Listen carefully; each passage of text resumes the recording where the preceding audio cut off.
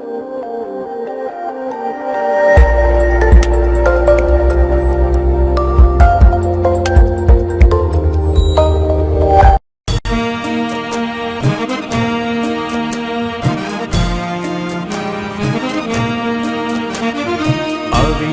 निर्मल सलिल सदय ज्ञान प्रदायिनी ज्योतिर्मय हो चहु दिशि उद्घोष अभय केडीएस जय जय केडीएस जय जय। नमस्कार, Kamaladevi Singhvi college science and technology की ऑनलाइन व यूट्यूब क्लास में आप सभी का हार्दिक स्वागत। आज हम राजस्थान के भूगोल में राजस्थान के अफवाह तंत्र के बारे में पढ़ेंगे। राजस्थान का अफवाह तंत्र एक लंबा टॉपिक है, अतः हमारे 5 से 6 क्लास होगी। इस पे अलग अलग क्लास में अलग अलग नदियों के बारे में ये पूरा टॉपिक क्लियर करेंगे हम। तो राजस्थान का अफवाह तंत्र, पहली बात, अफवाह तंत्र का अर्थ क्या होता है कि नदियों के द्वारा जल को किस दिशा में ले जाया जाता है। राजस्थान के अफवाह तंत्र को हम 3 भागों में बांटते हैं। नंबर 1, अरब सागर का अफवाह तंत्र, अर्थात वे नदियां जो स्वयं या किसी दूसरी नदियों की सहायता से अपना जल अरब सागर तक पहुंचाती है, वह अरब सागर के अफवाह तंत्र में आती है। और जो जिन नदियों का पानी बंगाल की खाड़ी तक जाता है वो आते हैं बंगाल की खाड़ी के अफवाह तंत्र।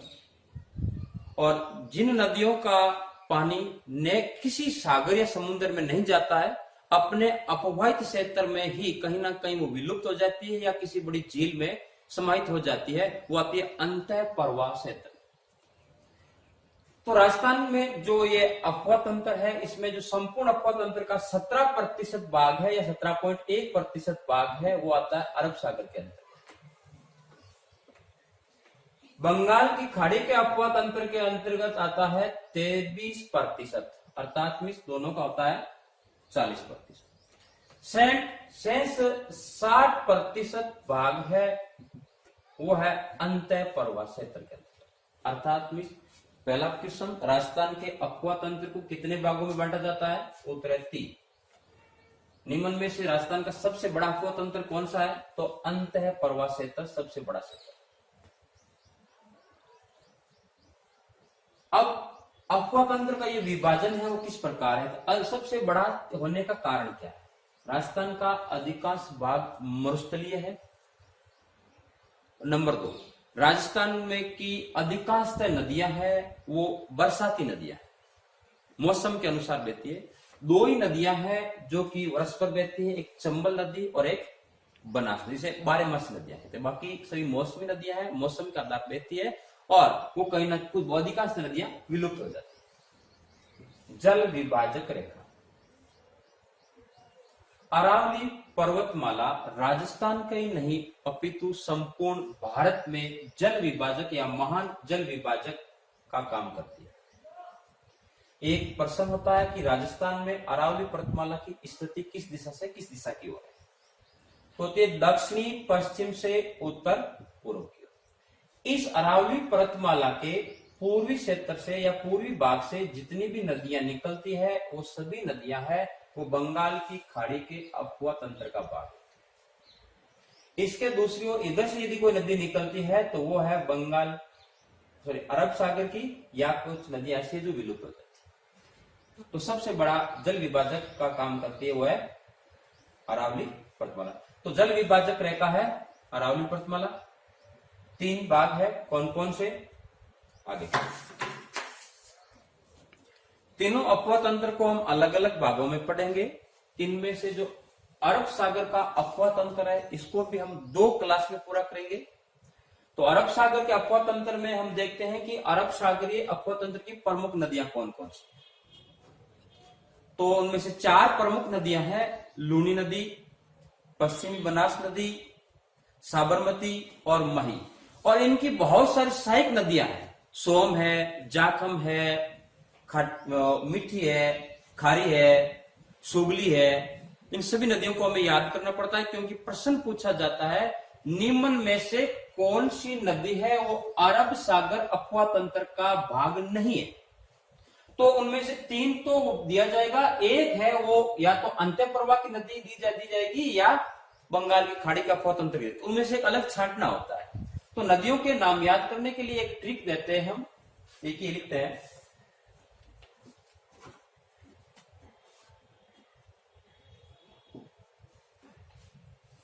जवाई अपनी सास को कहता है सासू मां सोजा,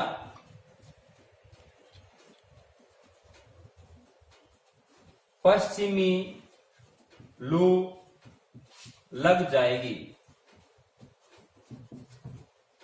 ये एक ट्रिक याद करना, अधिकांशतः महत्वपूर्ण नदियां याद हो जाएगी, बाकी छोटी छोटी नदियां जब इन नदियों के बारे में पढ़ेंगे तो उनकी सहायक नदियां जब पढ़ेंगे उस समय काम।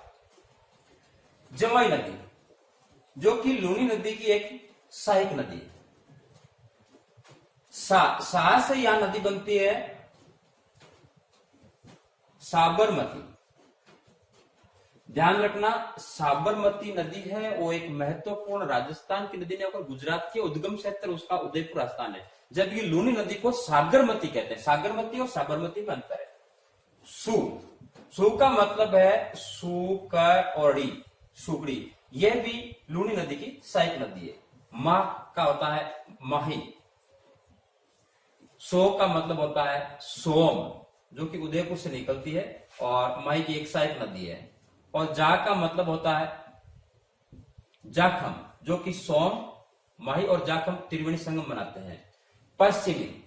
पश्चिमी बनास नदी है और लू का मतलब होता है लूनी। इस प्रकार आप नदियों के नाम याद कर सकते हैं। अरब सागरीय अफवाह तंत्र, तो इनमें जो नदियां गिरती हैं मुख्य रूप से 4 नदियां और उसकी सहायक नदियां। 4 नदियां में एक लूनी नदी, एक पश्चिमी बनास, एक साबरमती और एक नदी है माही नदी। इनका अंतिम बिंदु जब हम देखते हैं सामान्यतः जो कि ये गुजरात, तो गुजरात के इस साइड में यहां कच्छ है, तो ये ऊपर का क्षेत्र कहलाता है कच्छ का रण और नीचे का क्षेत्र ये कह रहा है खंबात की खाड़ी। तो जो 4 नदियां इनमें से 2 नदियां लूनी नदी और एक है ये आपके पश्चिमी बनास, ये तो गिरती है ऊपर कच्छ का रण। कच्छ यहाँ पर जिला है तो कच्छ का रण। यहाँ नीचे से जो दूसरी नदी आती है माही नदी, उसके बारे में पूर्ण विस्तार से पढ़ेंगे। और ये साबरमती ये निकलती है और अब गिरती है खंबात की खाड़ी। तो इस प्रकार हम अरब सागर की जो नदियां हैं उनको 2 भागों में बांट सकते हैं। एक होता है कच्छ का रण, इसमें कौन कौन सी गिरती है, एक तो लूनी और एक है पश्चिमी बनास। इसी प्रकार खंबात की खाड़ी,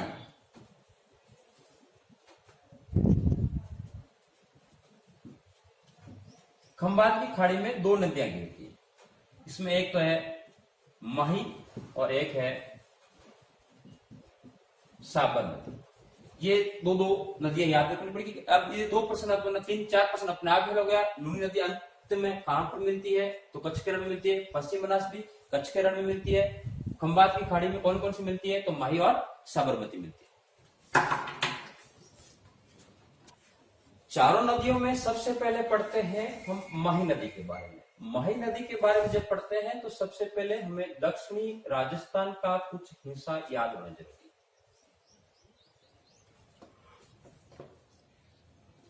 सामान्यतः यहां आपको पता होना चाहिए उदयपुर है, उदयपुर। यहां आता है डूंगरपुर, यहां है बांसवाड़ा और ऊपर इधर है प्रतापगढ़। ये 4 जिले याद होने चाहिए, उदयपुर, डूंगरपुर, बांसवाड़ा और प्रतापगढ़। सबसे पहले पढ़ते हैं माही नदी के उपनाम कि किन उपनामों से जानी जाती है। दक्षिणी राजस्थान में बहती है, अतः कहते हैं दक्षिणी राजस्थान की स्वर्ण रेखा, क्योंकि दक्षिणी राजस्थान में आदिवासी क्षेत्र में इस नदी का बहुत अधिक मात्रा में महत्व है, अतः इसे कहते हैं दक्षिणी राजस्थान की स्वर्ण रेखा। और ये उदयपुर, डूंगरपुर, बांसवाड़ा, प्रतापगढ़ ये क्षेत्र है आदिवासियों का क्षेत्र।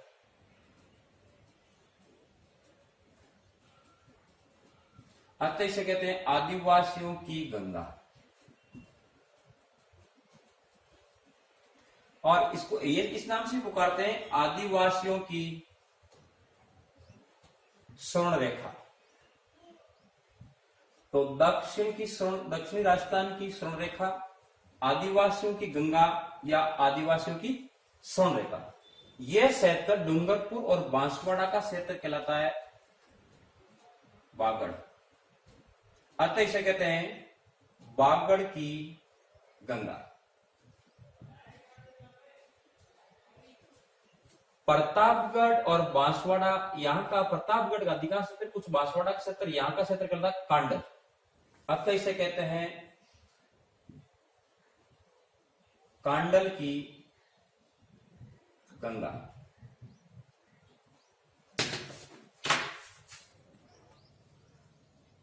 आगे हम जब इनके उपनाम के बाद में देखते हैं तो माही नदी के बारे में विस्तार से अध्ययन करते हैं। तो सबसे पहले देखते हैं माही नदी का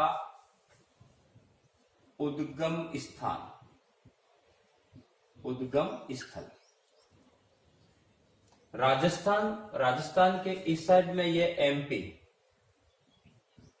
मध्य प्रदेश और यहां है गुजरात। मध्य प्रदेश में जिला है, उसका नाम है धार, जिला है धार। और यहां पर एक जिले में पर्वत श्रेणी, उसे कहते हैं विंध्याचल पर्वत श्रेणी। और स्थान पूछा जाता है तो स्थान है सरदारपुरा। एमपी में धार जिले के सरदारपुरा क्षेत्र में विंध्याचल पर्वत श्रेणी में महद नाम की एक झील है, वहां से ये नदी उद्गम होती है। उद्गम स्थान एमपी, ये जाना विंध्याचल पर्वत या महद झील, सरदारपुरा जिला पूछा जाता है कि राज्य पूछा जाता है, स्थान पूछा जाता है, पर्वत श्रेणी पूछी जाती है, झील पूछा जाता है। यहां से ये सीधी नदी निकलती है उत्तर की ओर। और सबसे पहले प्रश्न कि माही नदी राजस्थान के किस जिले में प्रवेश करती है? कौन सा जिले में प्रवेश करती है? बांसवाड़ा जिले। बांसवाड़ा जिले में कहां प्रवेश करती है? तो खांदू नाम का गांव है, वहां ये प्रवेश करती है। इधर आपको पता होता है ये प्रतापगढ़, ये डूंगरपुर, ये बांसवाड़ा में प्रवेश करके कुछ आगे चलती है। उससे पहले इसमें यहां एक बांध बना हुआ है, उस बांध से पहले एक इसमें नदी मिलती है,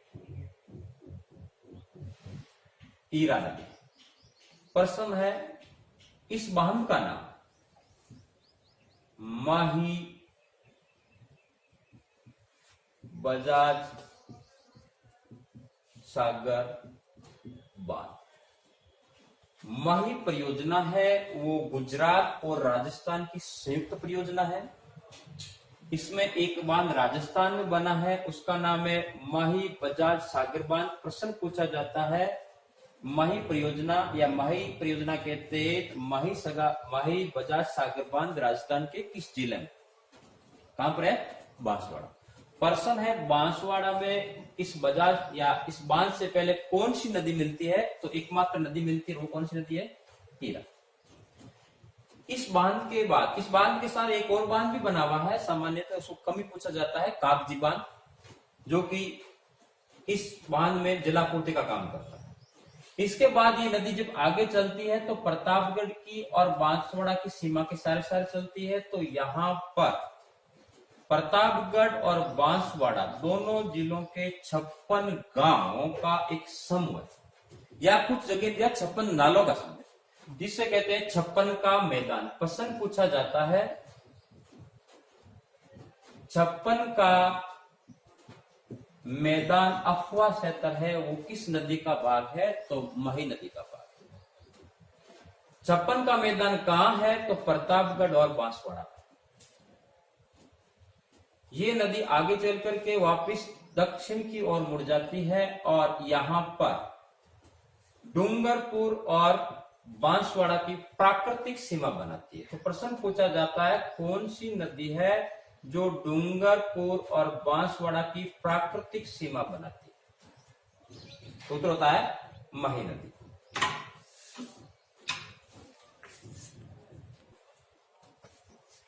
तो डूंगरपुर और बांसवाड़ा की ये प्राकृतिक सीमा बनाती है। तो इसके बाद ये गुजरात में प्रवेश करती है। गुजरात में यहाँ पर एक बांध बना है कांडला बांध, सॉरी कडना बांध,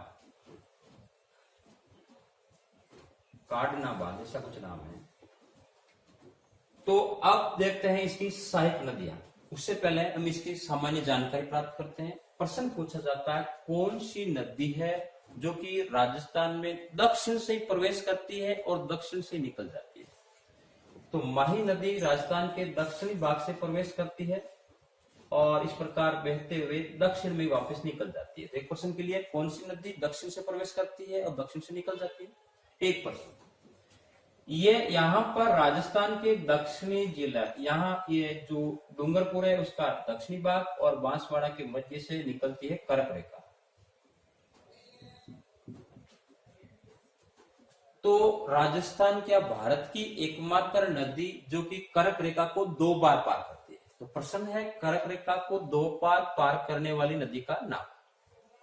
नेक्स्ट क्वेश्चन, ये नदी जब इस प्रकार पहले उत्तर की ओर फिर ये दक्षिण की ओर बहती है तो यहाँ पर एक अंग्रेजी वर्णमाला का जो यू बनता है वो उल्टा बनता है। तो प्रश्न होता है कौन सी नदी है वो उल्टे यू आकार में बहती है? तो मही नदी है उल्टे यू आकार में। ये नदी गुजरात में बड़ौदा शहर है उसके किनारे बसा, इसके बाद में अंत में खिलती है खंबात की खाड़ी। तो जब जिस इस झील से उद्गम होती है उससे बहकर जब ये खंबात की खाड़ी तक गिरती है तो इसने कुछ कितनी लंबाई तय की? तो देखते हैं कि इसकी लंबाई कितनी है। याद रखने के लिए इजी है कि 5 और 6 बीच में 7, 5 और 6 7 मतलब 576 किलोमीटर। केवल राजस्थान में कितनी बहती है? तो 117 171 किलोमीटर। राजस्थान में इसकी लंबाई कितनी है? तो 171 किलोमीटर। याद रखना 5 और 7 बीच में 7, 5 और 7 7 7 है कुल लंबाई। 1 और 1 7 है, बीच में 7 है।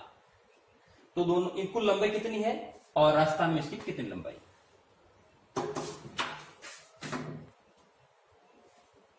हम इसकी सहायक नदियों के बारे में बात करते हैं। तो सबसे पहले इसकी सहायक नदियों के नाम बोलते हैं सोम, जाखम, मुख्य नदियां हैं। इसके अलावा हमने पढ़ी थी अब एक नदी और है मोरे नदी भी इसकी सहायक नदी है, एक चाप नदी इसकी सहायक नदी है, लेकिन मुख्य नदियों में होता है सोम और जाखम।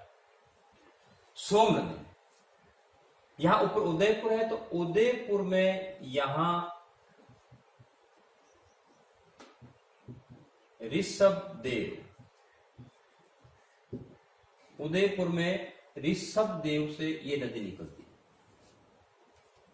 और निकल दिशा कौन सी है? दक्षिणी पूर्व, दक्षिणी पूर्व दिशा में से बहती है।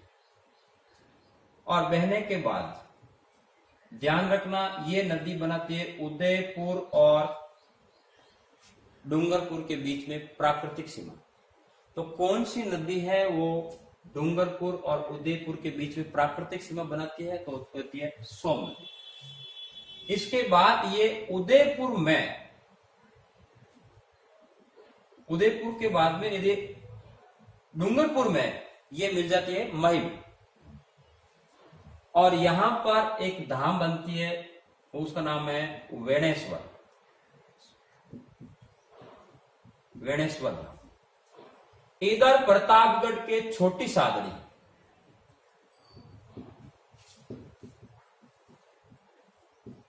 में भंवर माता पहाड़ी, वहां से एक नदी निकलती, इसका नाम है जाखम। ये नदी पहले प्रतापगढ़ में बहती है, उसके बाद ये उदयपुर में बहती है, उसके बाद ये इस वेणेश्वर धाम में, जहां पर ये सोम नदी इसमें मिलती है, माही नदी में, उससे कुछ पहले ये सोम नदी में मिल जाती है। ऐसे तो ये त्रिवेणी संगम है, लेकिन यह जाखम नदी सोम नदी की सहायक नदी भी कही जाती है, क्योंकि ठीक उससे पहले मिल जाती है। तो यहां पर 3 नदियों का जो संगम हुआ था, वो उसी प्रकार सूत्र से याद रख सकते हैं। मां सोजा, मां का मतलब माही, सो का मतलब सोम, और जा का मतलब जाखम। मां सोजा, सोम माही जाखम, जो कि वेणेश्वर, वेणेश्वर आदिवासियों का कुंभ मेला लगता है, जो कि विश्व में प्रसिद्ध है। ऐसे इसे भीलों का कुंभ भी कहा जाता है। तो किसी प्रकार कोई मेला लगता है तो वहां से कुछ ना कुछ हम चीजें खरीदते हैं। हो सकता है कि यहां गए और हमने बूट खरीदे, और बूट किसी कंपनी के खरीदे, पुमा, पुमा नाम की कंपनी होती है, पुमा। तो ये मेला कब लगता है? पो का मतलब पूर्णिमा और मां का मतलब माघ। माघ में पूर्णिमा को ये मेला लगता है।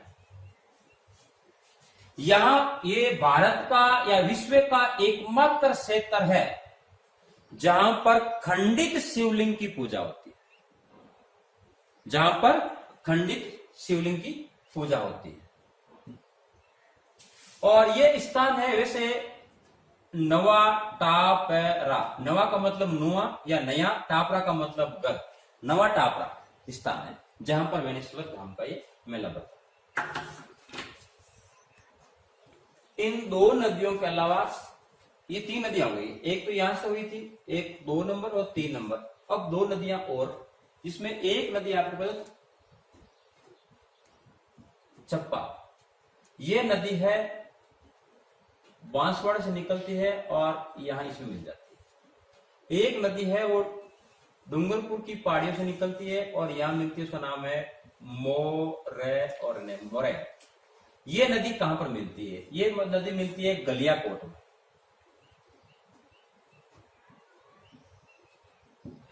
गलियाकोट में एक उर्स लगता है। यह प्रश्न पूछा जाता है, गलियाकोट का उर्स कहां लगता है? तो कौन सा जिला उत्तर होगा? डूंगरपुर। वेणेश्वर धाम कहां पर है? डूंगरपुर। तो ये प्रमुख सहायक नदियां कौन कौन सी होती है?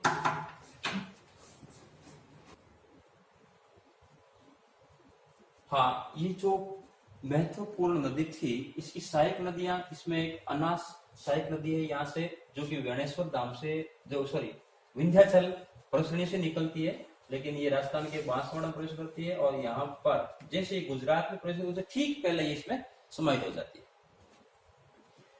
माही बजाज सागर बांध जो हमने पढ़ा था, समूता राजस्थान का सबसे लंबा बांध, और जो गुजरात में इस नदी पर महत्वपूर्ण बांध है वो है कडाना बांध।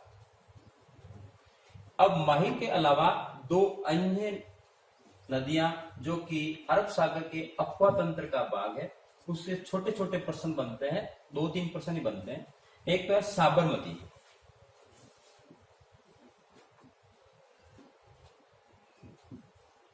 साबरमती नदी।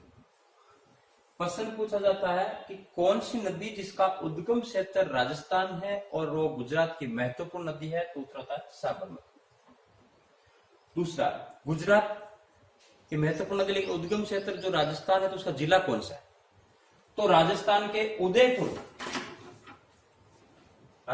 उदयपुर जिले से निकलती है, और गुजरात की महत्वपूर्ण नदी जो आगे जाकर के खंबात की खाड़ी में सम्मिलित हो जाती है। इसके अलावा एक आता है पश्चिमी बनास, ध्यान रखना, जब प्रश्न पूछा जाता है कि निम्न में से कौन सी नदी है, वो अरब सागर का भाग नहीं है। इसमें एक तो बनास दिया जाता है, एक पश्चिमी बनास दिया जाता है। पश्चिमी बनास इसका ही भाग, तो ये सिरोही से निकलती है और ये कच्छ के रण में समाहित हो जाती है। तो दोस्तों, आज की ये क्लास इतनी है। आगे इसी अफवाह तंत्र से संबंधित हम लूनी नदी लेंगे। तो ये हमारा चैनल आप लोगों के सहयोग से चलने वाला है। हम दिन दर दिन प्रतिदिन अच्छा करने की कोशिश कर रहे हैं। हमें आपके सजेशन, आपके कमेंट की सख्त जरूरत है कि आपके ये हमारी कमियां बताइए और अधिक से अधिक अपने दोस्तों को बताइए कि ये चैनल है, इसको देखिए, लाइक कीजिए, ताकि हम इसमें और सुधार कर सकें। आपके सुझाव हमें दीजिए ताकि हम और भी कुछ सुधार कर सकें। हम नए हैं तो कुछ ना कुछ इसमें गति में कुछ तकनीक समस्या हो सकती है, कुछ बोलने की गति हो सकती है। तो अब हम और भी सहज महसूस कर रहे हैं और आप लोग सभी लोगों का अच्छा सपोर्ट है। धन्यवाद। कल अगली क्लास में फिर मिलेंगे।